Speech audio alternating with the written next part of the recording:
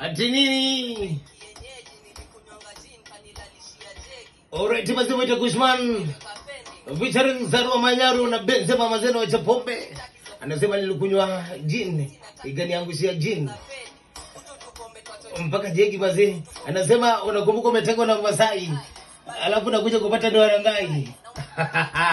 Kama bado tunasema nini mazee? Kuna kitu inaitwa addiction. Ndio tunaombea mazee, kama wewe ni youthman na vijana tafadhali.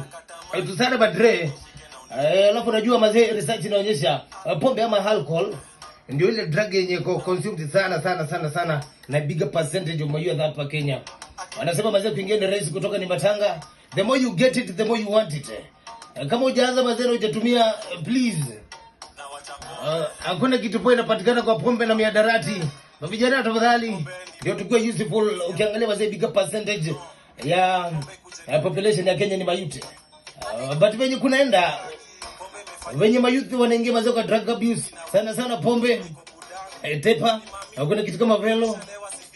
Ikiendelea hivyo mazee uncontrolled, probably in future ni kama tunakuwa na youth, tutakuwa na future leaders. So tafadhali mtu wangu, unaweza dhani urebu wa pombe ni kitu rahisi kuacha, lakini I want to tell you for free, it's not a walk in the park, it's not a cup of tea. Kuingia rahisi kutoka ni matanga. Kama hujaanza mazee, just say no. Hata mimi nawacha pombe. Tafadhali akipombe nitakumiss. Tafadhali afande, ukinipata na pombe mimi nishike na uniwekelea ngwai, nishike na uniwekelea bangi, manake nawacha pombe. Twende nalo 12 igonga 10 kwenye alama kama kadi, kisha gonga 14 utakuwa na barika. A brief from that nigga reggae time ndani ya Post Flight Bite FM. Longa na mimi through fan page kwangu Bite FM, the radio station uko wapi? What's happening? Bado sisi kama wana Arsenal tunasema ndovu ni kuu. Tunaharibia mood mpaka kieleweke.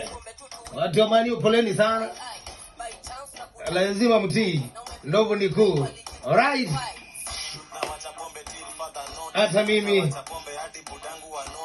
nawacha pombe hadi budangu wa notice. Till further notice. Asante.